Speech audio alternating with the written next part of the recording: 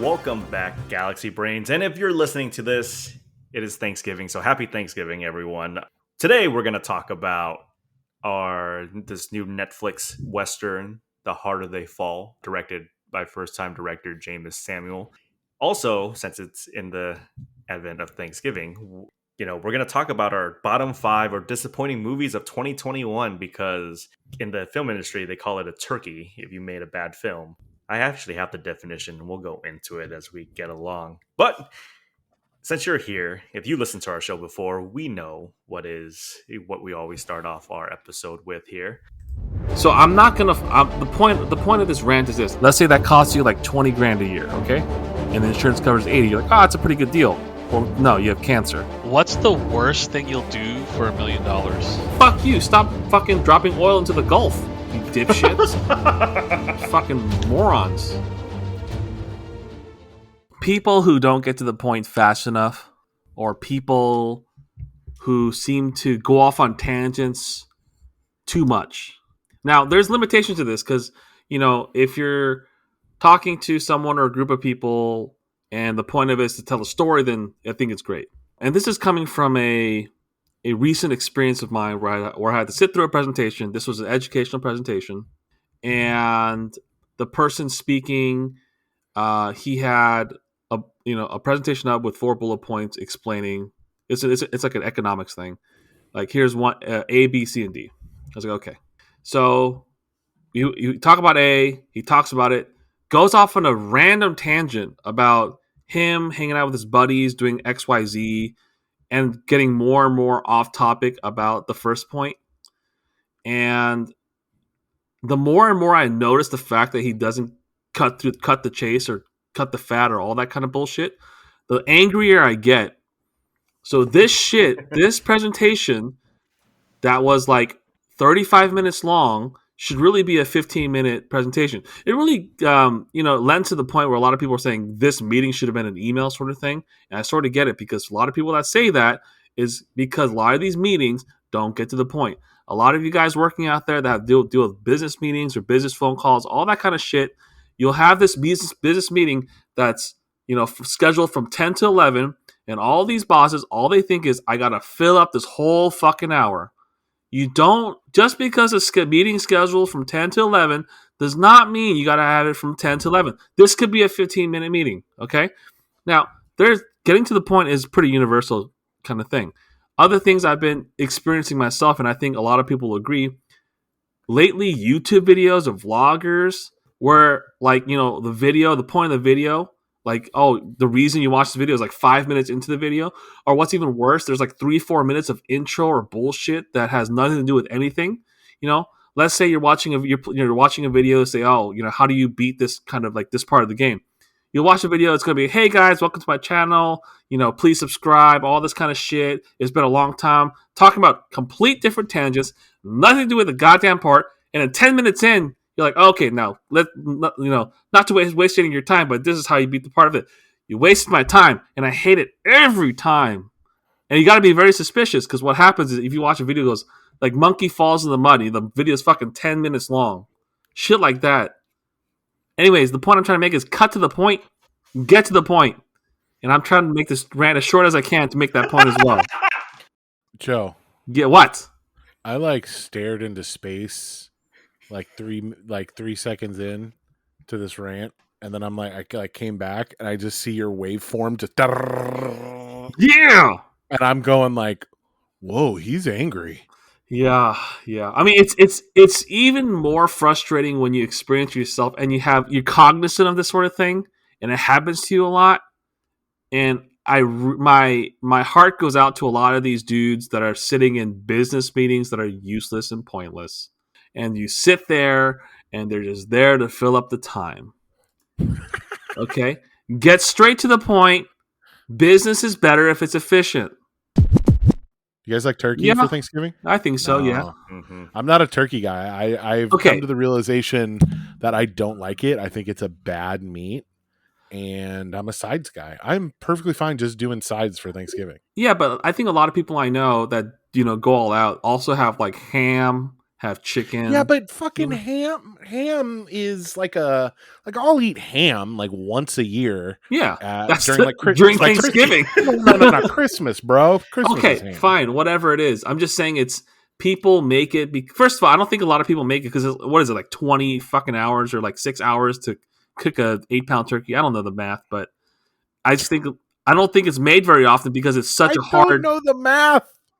I don't, because there's some sort of math about the pound to number of hours. Sure. Yeah, I think the biggest thing about turkey is that if it's dry, it's like most food. If it's dry, it's bad. But like dry turkey is just something that you can't salvage. It's terrible. It just really isn't. And so if your main attraction is the actual turkey, and if for some reason you're not getting the juicy part or it doesn't taste good, turkey gets ruined. My buddy and I deep fry the turkey for the first time 2 years ago. Delicious. I think it like really locks it in. You're frying the hell. It's great. Last year, I did an homage for my grandma, and I sous vide a brisket. Oh, I smoked it for 3 hours. 24 hours sous vide, and then smoked it for 3 hours. Nice. It was fantastic. Delicious.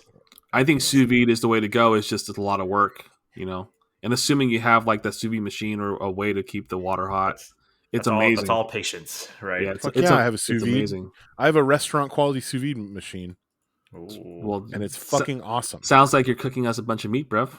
I know. Yeah, give me some leftovers there, dude. I do tri-tip all the time in there, and it's fucking awesome.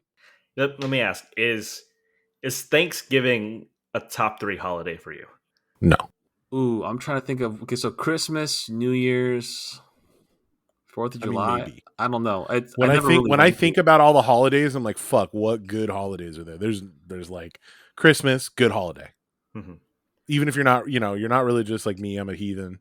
Good holiday. Yeah, just hanging out with people. Hanging out, sleeping in. Yeah, exactly. Southern California Christmas is fucking awesome. Yeah. Okay, let's go to breakfast, Sugar Shack. Get down on that. Yeah, okay. Yeah. Number 2 holiday. I don't know what the fuck is the number 2 holiday.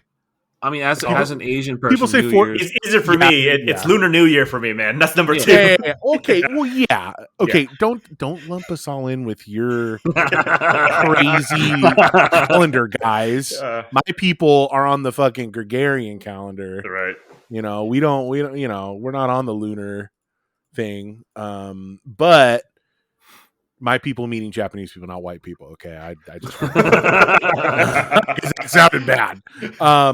No, but like people will say 4th of July. Like 4th of July. Like really, this past 4th of July I had a lot of fun. Like I was grilling and drinking palomas all day. But other than that, like, do you think 4th of July is worse or better than Thanksgiving? Then that's what I was thinking in my head. Do I have to see my family on Thanksgiving? You could do whatever the fuck you want. It's probably equal then, because if I'm forced to go to some like a house and go through the motions and all that shit. Go through the motions, then of course 4th of July is better because it's in the summer. You're by the pool, but like Thanksgiving, like here's my Thanksgiving tradition growing up. Yeah. My mom would be super stressed out, unhappy in the kitchen, cooking like 5 different things. My brother and I would be playing a Metal Gear Solid game on our PlayStation. That's fun. And like we were just getting yelled at because we wouldn't let the weird kids that were at our house. Oh God, I can relate so much. Fuck that, dude. And like their dad would want to play, and no, I can do it. And it's like, brother, like no, you cannot. Like, get the fuck out of here. You're supposed to run away from, like, Psycho Mantis and, like, change the controller port, not fucking try to shoot him, and he's just going to disappear on you. I'm a kid. I know what I'm doing, not your fucking old ass. Yeah. That resonates with me pretty hard. I don't know. What about you, Johnny? Is it a top 3 holiday? For me, it is, right? Well, even if we exclude Lunar New Year, I'm pretty sure I would put it at 2. I guess sports, like you have football, but I think, like I said, memories as a childhood makes what your holiday is. And totally. I think the biggest thing was, at least in the early part of it, my mom, my dad, they were very excited to cook turkey and get all that stuff in. And then as high school went on and I had my uncles, it was more like a potluck thing. He would be the one in charge of turkey. My grandfather would bring over the prime rib, right? And it's just like a potluck of food, stuff like that. So I think it really is just dependent on and also if you like the family you're with. You know what I'm saying? Like so this is one of those things. Let me ask a question. Did your family immigrate here from Vietnam? Yeah. They did. Okay. So when they came here, I'm assuming it was after the fall. Yes. Did they like really embrace American culture? Like, yeah, like America, or were they still pretty like this place? So my dad is the one that kind of embraced American culture. Fucking my mom, Dallas Cowboys, yeah, and like, like that kind of shit. My mom was the one that was trying to kind of maintain, preserve it. And then as middle school, and my dad passed away, and my mom, we moved in with my uncle and my aunt. Like that's when she started trying to Americanize herself. I think she's starting to realize that. But that's why my dad was more of the one's like, all right, 4th of July, let's go buy these fireworks, right? And then light it up. Or Thanksgiving, I'm going to do the turkey, stuff like that. So yeah, that's my segue into what I've been watching. I finished up the Vietnam War doc, all 10 episodes of it, from Ken Burns, and the ending was absolutely amazing, heart-wrenching, really good. To see a lot of these American veterans and GIs go back to Vietnam, and like a lot of them set up schools, charity organizations.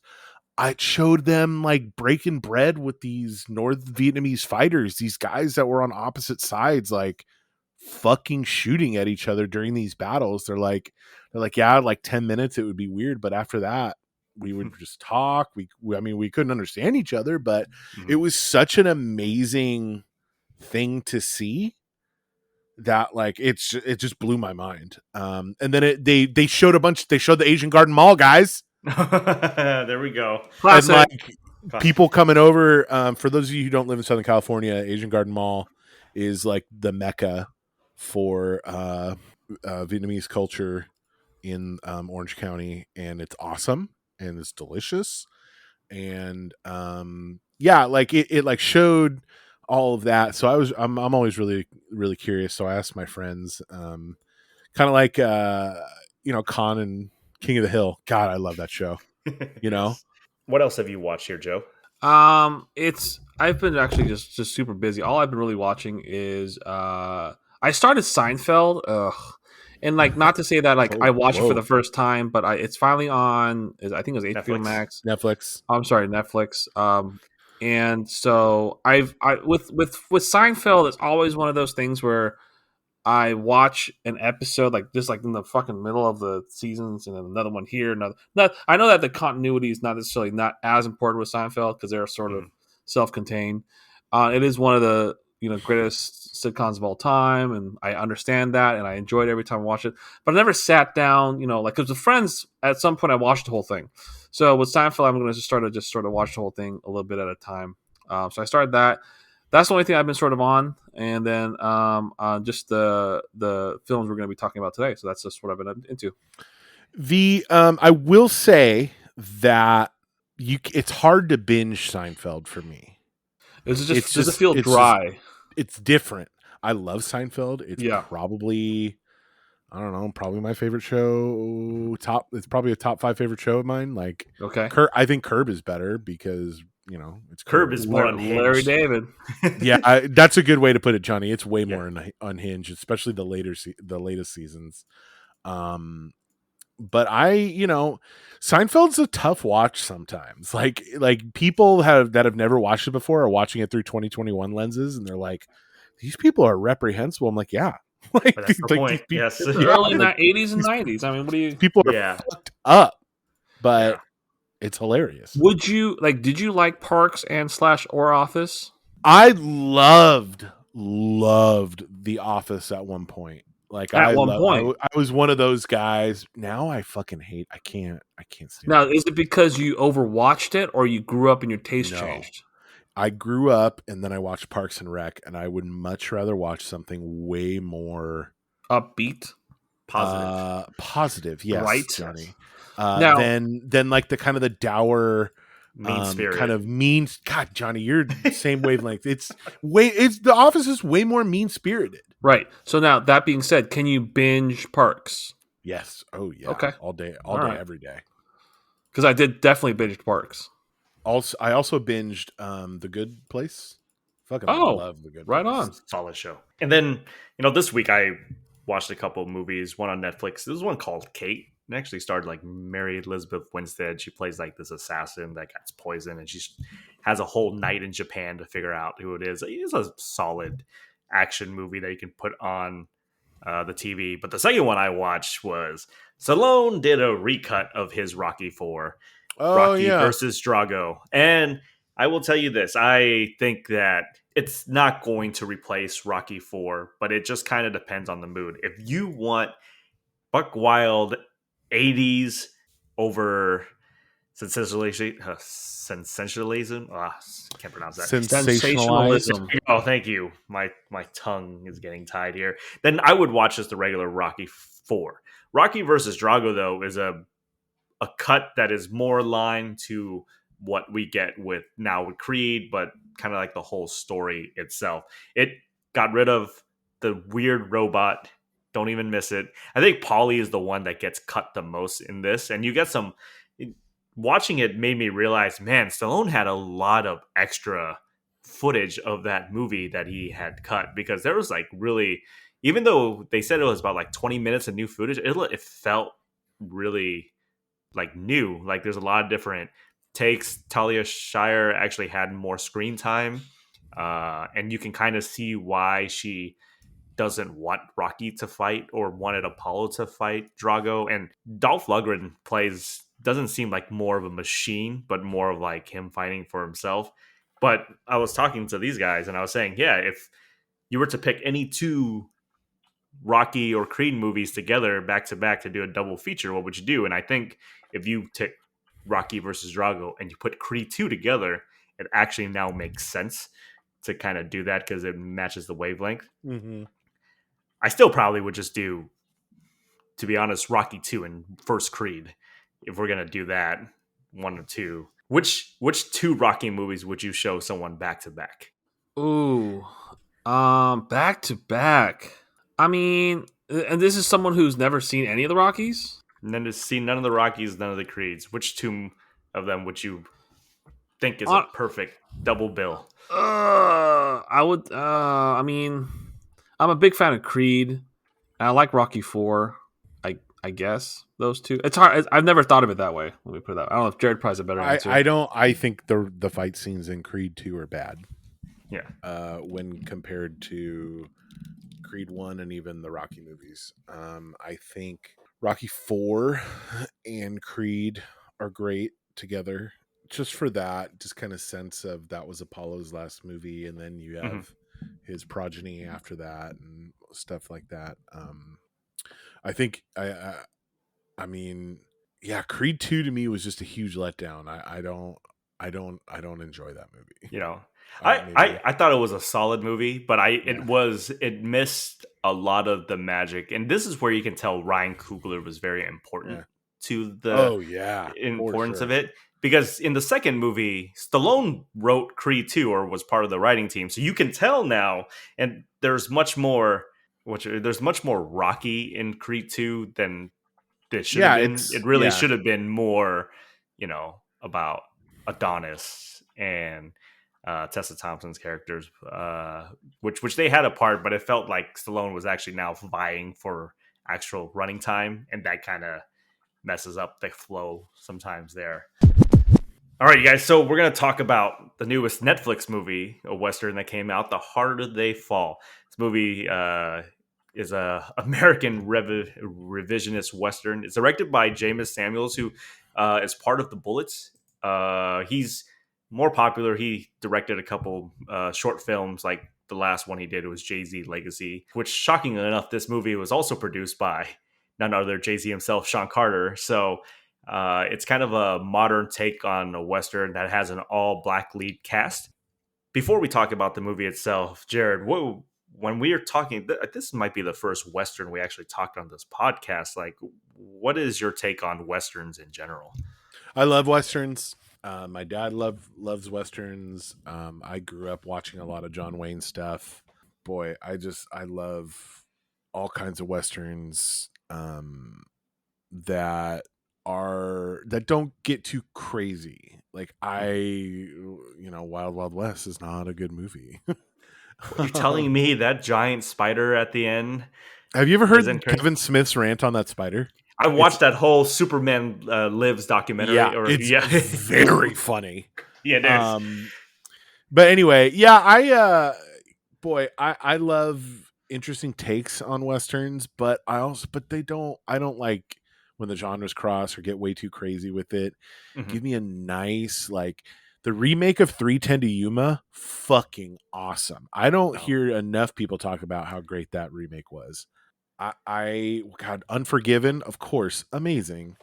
I know that there's a lot more that I'm forgetting. You got Tombstone, which is man, how good is Tombstone? Right. True Grit, I really like. The original was okay, but the remake with the Coen brothers was like really good. I really like that one. But like when you get to like, the Revenant is a Western. No, it's not. Get the fuck out of here. What I think of a Western is Clint Eastwood. I think of, Fistful of Dollars, Few Dollars More. I think of like Magnificent Seven, like those fucking sweet old timey Westerns. Once Upon a Time in the West. I even really like Sam Raimi's Crazy, the Quick and the Dead movie. That movie was fucking sweet. Probably one of my favorites is Butch Cassidy and Sundance Kid, of course. I mean, good Lord. Like, you can't get much better than that. Do you think No Country for Old Men is a Western? I want to say yes. It has Western themes, but I wouldn't consider it a Western. Yeah. You know what I'm saying? Fievel Goes West. Really good Western. There we go. Fucking great Western. Yes. What about you, Joe? What do you think about Westerns? From a genre standpoint, I like it. I very much like it. I think it has its place. It in film, and I think it does everything. Most of the time, it does it well. I mean, if it stays true to what it is, and all the Westerns that I've seen that I believe are Westerns are for the most part good. I like the grittiness of it. I like that for a lot of the times they portray sort of just the dangerousness of just going out there, the fragility of life, the fact that you can just die in a second like that. It's kind of crazy. Just people just trying to survive, just trying to make it. So all of that. I'm a big fan of, and I think I'm a big fan of just. I guess the best way to put it is randomized chaos. A lot of the times, just shit just going all over the place. It's just very, very appealing to me, and I think all the elements of Westerns, I like. So that's just how I feel about it. This new Western has a big cast: so Jonathan Majors, Idris Elba, Regina King, Delroy Lindo, LaKeith Stanfield. We have Nate Love and his gang going against Rufus Buck and his gang. So Joe, tell me, what did you think about this film? So I guess the way I'm trying to think about it is does the fact that it's an all black cast give it a different dimension to a Western? And I know that I was looking at the history of this, and I know that it's based off a true real characters and things that happen and things like that. And so I think it does. I think it gives a interesting take, an interesting flavor, or however you want to put it. Some people I was talking to a couple of friends about it as well, and some people were saying that at the very beginning when Buck kills his dad or whatever. Spoiler alert. Yeah, I mean, if you're listening to the podcast, I figure. I think the fact that they didn't, it was very random. Like, a dude shows up, boom, kills the mom, boom, kills the dad, scars the kid, leaves. You're like, what? And then he's like, most people thinking, he owes him a debt of some kind, or, owes a bunch of money, which is very common in Westerns. and it wasn't referred to again until towards the very end. So I sort of like that. It just sort of like what, and you can it gives it the twist at the end, a cool twist. Yeah. Some people were saying that they should try to refer back to it a little bit, give flashbacks. I don't think that would have helped overall, but I like that like people just randomly boom, shot, dead, gone. Yep. Like that's very interesting. Like the standoffs were like 3, 2, boom. He takes too long to count, just shoots him in the face. Mhm. I like that. The ending was interesting. I thought it'd be an interesting ending if Buck just straight up wins. It'd be kind of a twist because the good guy doesn't win, sort of thing. But I'm always for those weird endings where not necessarily a feel good ending. But I can understand the direction they took it. But overall, yeah, it's a positive thumbs up for me. Sort of a summary. I really enjoyed this movie. I think James Daniels, who is much more a musician, you can tell by the soundtrack. I absolutely enjoyed it. It kind of matches the feel with this movie. The cast is interesting, right? Because it's not so much that it's an all black cast. I love the fact that the big name actors are the ones that are the bad guys in this movie. And that is what like really got me, because I was all like, oh shit, like Idris Elba, Regina King, LaKeith Stanfield. You guys are on the opposite side of who I'm supposed to root for. Jonathan Majors is one of the best young working actors out there right now. I absolutely love him and everything that he does. If you guys have not seen, was it Lovecraft Country? Right, that's the that was on HBO. That should have gotten more than one season, to be honest with you. Awesome show. And then now he's gonna be in the MCU as what was his name? Like at the end of Loki, I forgot what was he called? Kang, or supposedly, right? Kang the Conqueror. So I think I'm very excited to see what he does. I enjoyed this movie, and I think if we adopt Westerns like this, this is the closest thing to modern Westerns outside of the stuff Tarantino kind of does, but still have that kind of old school feel. I would be more down for this. But yeah, I enjoyed this movie. What about you, Jared? This movie was fine. I mean, I just kind of like tonally, this movie was all over the map for me, and that kind of like threw me. There are some songs as well as gags that really wouldn't be out of place in a Mel Brooks movie, Mm-hmm. I just by the way, another great Western is Shane. Shane is probably one of the best ever. That's what my dad named my brother after. Oh, TIL. Yeah. I don't know. I think it's fine. I think this movie set out to do something. It did it, and it was like, cool. Let's do this. They did a Western, and like it's like, yeah, you did it. You know what I mean? Like, yeah, you did it, and it's like, I don't know. Like, I want to really like this movie. I really want to be like, fuck yeah, this has a good name. It has this, it has that. But it's also like, fuck. Like, okay, like what are you bringing to the table now? Mm-hmm. Okay, what's interesting about it? It was just, I don't know. Like, it didn't have the edge I think it could have had. I don't know. Like, it just did. I guess it just didn't connect for me.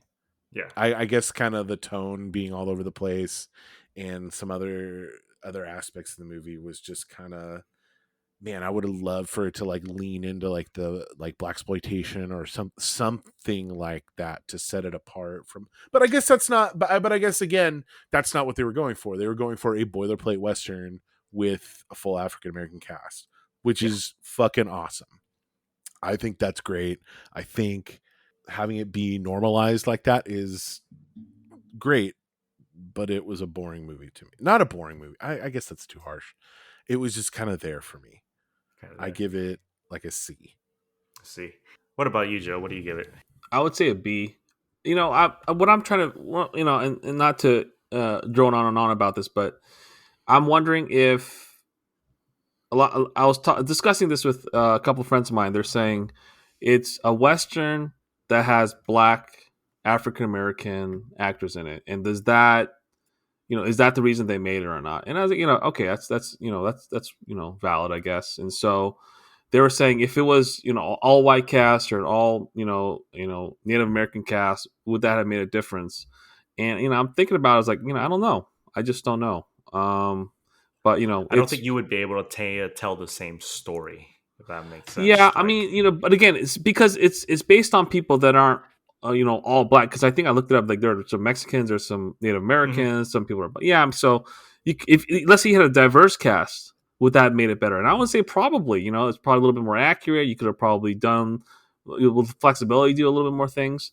But like I said, it's just I think there's elements to this where I liked it, and I think Jared's point makes sense that there's the storyline does kind of tangentially go off every once in a while. And so, a B for me. It's not the best thing, but it's not the worst. It's a B plus for me. If you guys get to watch this movie, simply having Jonathan Majors against Idris Elba is actually worth the price of admission alone for this movie. The acting across the board is actually really solid. I think to Jared's point, tonally, it depends if you buy into it or not. I bought into it. I was cool with it, but I can also see why people would be turned off by this. It's a little side tangent. Do you think Django Unchained or The Hateful Eight are one of the better Western movies that's come out in the past 10 years?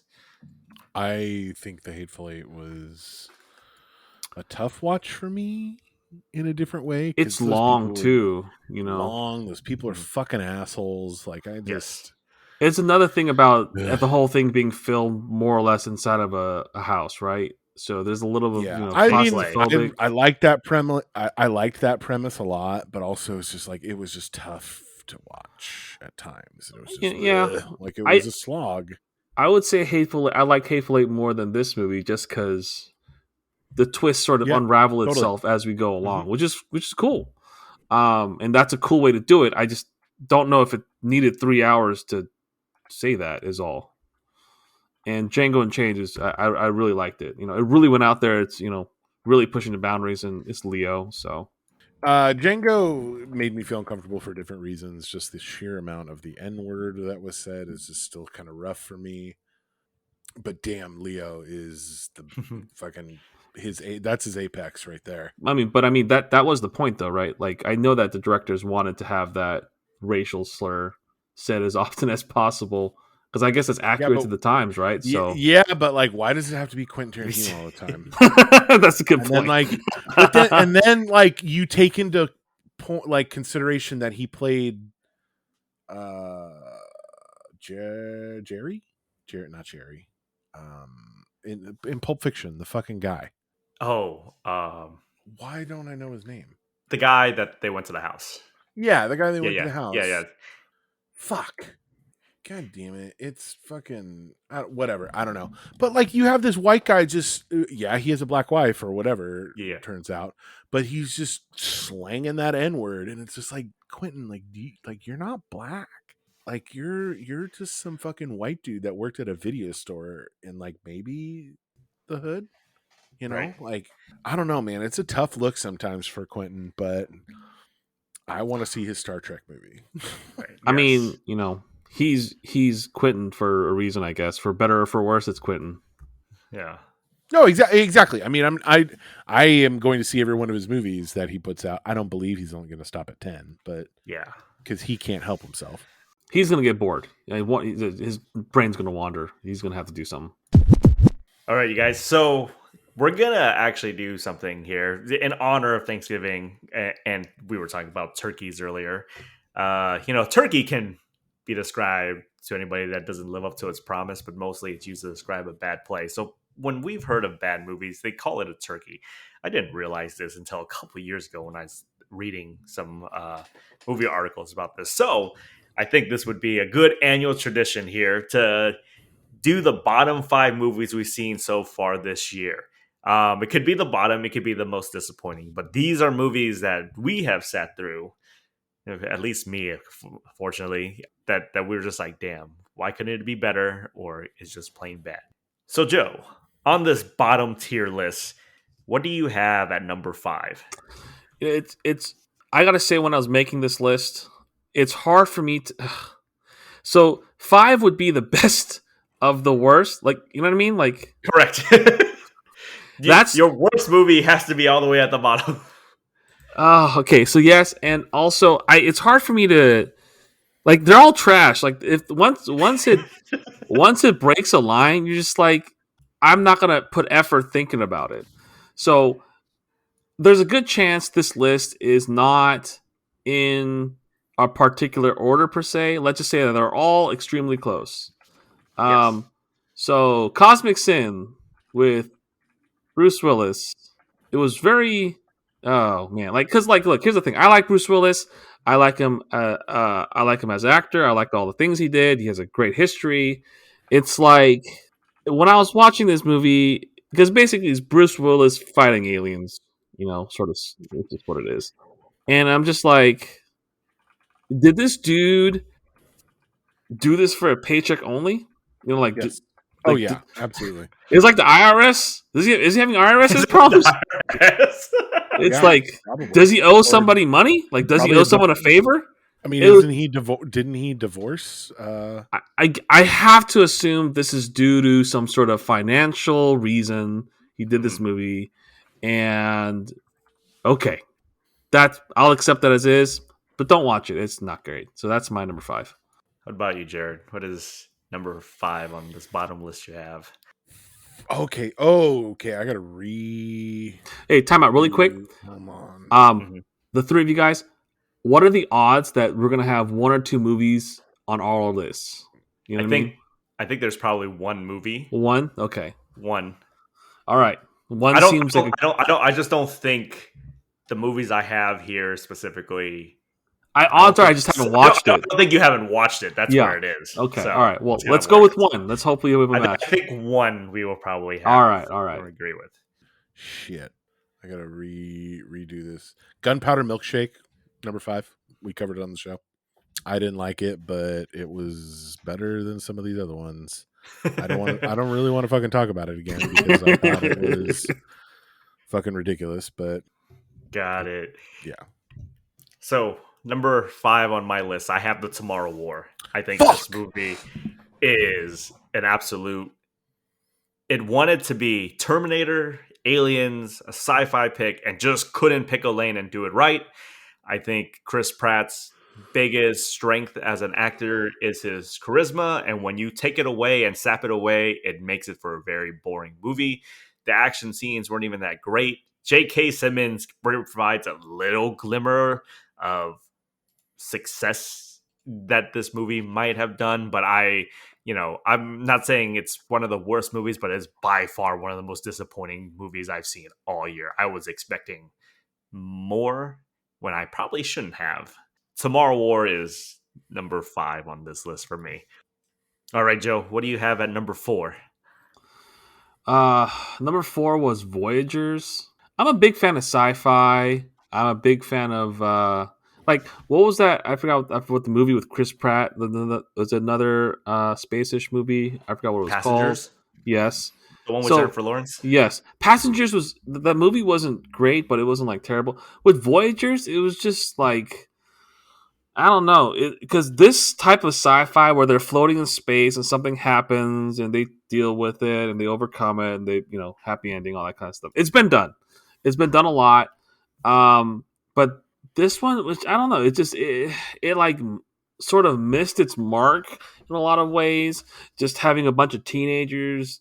I mean, the actors are fine. It's just the fact that it's just a bunch of teenagers and you just get off the pill and start getting horny and start fighting each other and blah blah blah. And it seems like it was kind of a disaster from the start. It should have been at the writers' table. You're like, no, let's just do something different. It should have never gone to the production level. So that's my number 4. Is that an Amazon original movie too? I don't remember. I just know this movie you shouldn't watch. All right, but probably. Okay. We should probably tally which streaming or god, that's studio a good point. has the worst one movies that releases. So I think that would be funny. All right, Jared, what do you have at number 4? Now, does the movie have to be from this year, I mean, or can well, it we be? could, I guess suppose we can bend the rules a little bit, just as long as it's not from like 2019, I guess. Correct. If it's between I don't know. COVID till now, I think you can do Yeah, that's probably Okay. fine. Man, I'm really bummed out to put a Studio Ghibli movie on here, but Earwig and the Witch was fucking ghastly. that. Oof. It was like, Is it it's worse like, because it's such a good studio guys. that fucked up? Yeah, it's like I wanted to put it higher, but like I couldn't. It's honestly one of the most painful things I saw, because the 3D animation, they didn't know how to do it. It was terrible. Two, it was such a misfire by them, and it bummed me out. It's like when you hold to that Ghibli standard, it just fucking terrible. You hear Don't that, watch guys? it. Don't watch any of these movies. That is sadness in Jared's voice. More disappointment, and I don't know if you want Yeah, disappointing I'm just Jared. like disappointed. Not mad. Number 4 for me is a movie we talked about on this show as well. Space Jam: A New Legacy. Look, I can say that this movie is better than the original Space Jam, but also say it's one of the worst movies I've seen this year. It is, the only reason why the other Space Jam is better than this one is based off nostalgia. That's all that is for me. But that being said, LeBron is a terrible, terrible actor. And this movie, the biggest fault it has is that you're asking LeBron to do heavy lifting in a movie. Like, what are you doing? This isn't a basketball court. Like, you can't have them do that. You can clearly tell he's not comfortable doing some of these scenes. And it just, and I guess, really thinking about this movie again, is this movie targeting us or is it targeting kids? Because I don't know. It hasn't made up its mind. Like, when you see Agent like in the background of this basketball game, who's that joke for? It ain't for the kids, right? It has to be for us. But at the same time, you're trying to make a kids movie. Yeah, that's number 4 on my list. All right, Joe. Third worst movie you've seen this movie is. Hey, we do have a match. Space Jam, Space Jam, Space Jam, Space Jam, blah, blah, blah, blah. Space Bam. The problem with this movie, along with what Johnny said, was I think it tried to appeal to too many audiences. 1, 2, they wanted to make a giant advertiser for Warner Brothers. 2 and 3, like it's just. I think with remakes, they rely too hard on the nostalgia. So the original target for Space Jam are probably when we were kids, obviously. And so the target for this movie is very much likely us at our age. And I think for a lot of people, and I could speak for a lot of people around my age, that it definitely fell flat. Now, LeBron isn't the worst actor out there. And if he, like you said, Johnny, if he wasn't meant to do the heavy lifting and just played a very, very solid role, I think it would have been fine. But honestly, I don't know if this was necessarily LeBron's idea. He's like, oh, let me just do Space Jam. Or if Warner Brothers like, hey, we should do Space Jam. LeBron, you want to get in there? Yeah, I'll do it.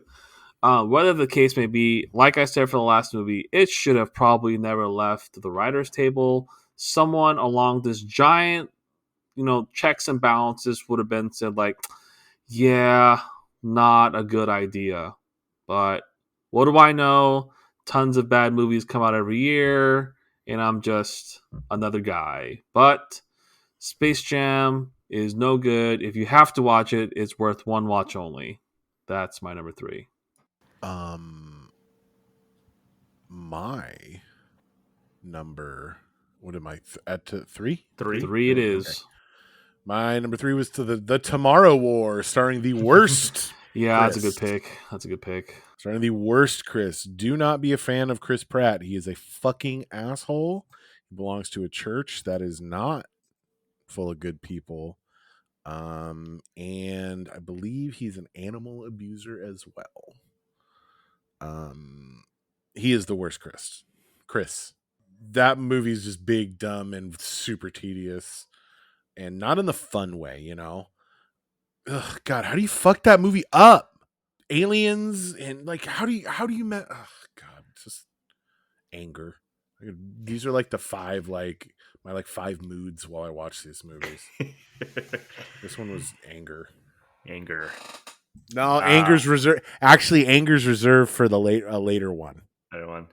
Okay, so this my movie at number 3 is by far the most disappointing movie I've seen because on paper it looks like it works, and it's called The Little Things. It came out earlier this year. Oh yeah, it's a throwback, kind of like crime thriller. Denzel Washington partnering with Rami Malek to try to find who is a serial killer, who was played by Jared Leto. It's a misfire in all 3 aspects of this movie. This was the first movie that HBO Max touted as, hey, you can watch it at home, streaming, or in the theater, right? And what a terrible start for it to happen. Denzel was just Denzel, right? I think he was more clocked out than anything else. Rami Malek didn't know what he was doing in this movie.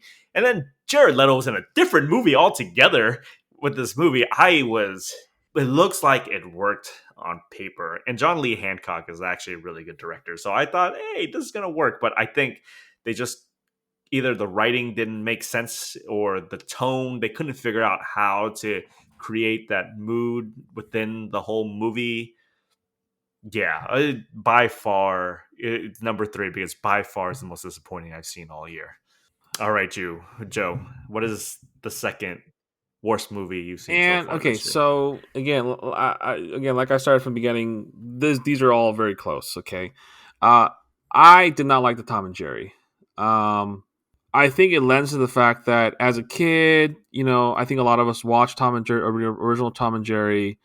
Very much liked it, and whenever you have a remake for these things, it's always quite difficult to capture that magic again. They're always going to do some sort of new technology to it, a new take to it, and for I want to say most of the time it's not great, and this is no exception.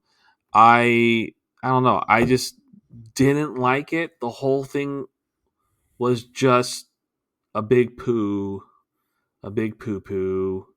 Look, man, if you want to bring the kids to watch it, a little fun little thing, that's fine. But if for the people who originally watched Tom and Jerry, I don't think you're going to enjoy it. It's just a fun little thing for the kids. So that's all I can give it credit for. My number 2 is Tom Clancy's Without Remorse. It is awful. It is incoherent, dull. How do you make a lifeless movie with Michael B. Jordan, right? How do you fuck up this bad? How do you manage to have every actor be miscast? How? It's fucking awful. And the fact, I'm glad that Tom Clancy's dead because so he didn't have to fucking see this pile of shit. I love Tom Clancy, and he is better off not seeing this steaming trash fire. All right, guys. My number 2 is a movie that my wife recommended me to watch. It's called Bad Trip. It has Little Ray, and Eric Andre and Tiffany Haddish. Dude, so it's did your wife like it? She liked it. I hate it. Oh boy. It's like part movie, part prank movie, right? Like it's trying to tell a narrative while still showing pranks being caught. And she knew I really hated this movie as I kept watching and watching. There's only one other movie I hated more than this, but this movie was bad. I don't get it.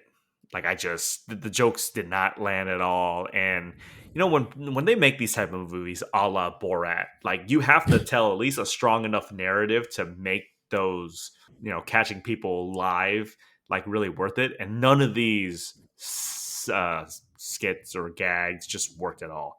Like it was painful.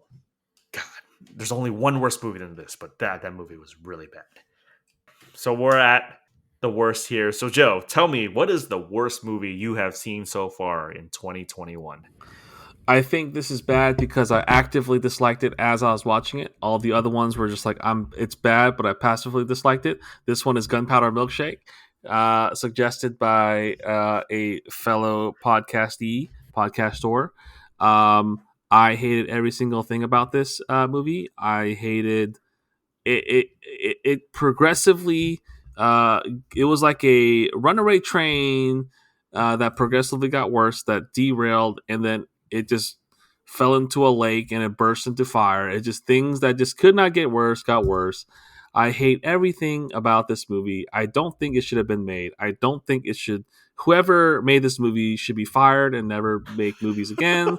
And everyone that watched this movie should, I think it was on Netflix, should get money back for the internet they used to watch this movie and also the time refunded as well.